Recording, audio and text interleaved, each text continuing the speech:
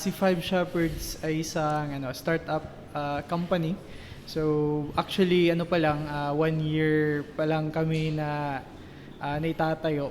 Pero ano na siya, hindi naman siya as in na 1 year talaga kasi yung operations namin ng 1 year is as corporation. Bali nagsimula kami as single proprietorship. Actually, by 2018, nagsimula si Five Shepherds ng layer cages muna.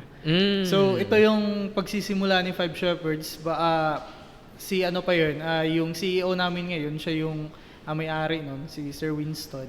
Nagsimula siya ng layer cages and then dumating yung opportunity na may si VSU, parang kailangan niya ng gumagawa ng mga machineries. Kaya doon kami pumasok sa fabrication. Yung fabrication department namin, yung mga tao dyan, nagsimula or nagkapagtrabaho ni Philroot Crafts. So, mga kami, parang mga JO kami na natapos na yung mga kontrata. Tapos, naghahanap na nga ng sideline.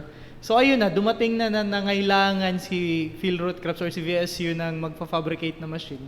Tapos, alam namin paano gawin. Alam namin paano i-operate. So, sinabi namin, why not grab the opportunity na kami na lang yung gumawa.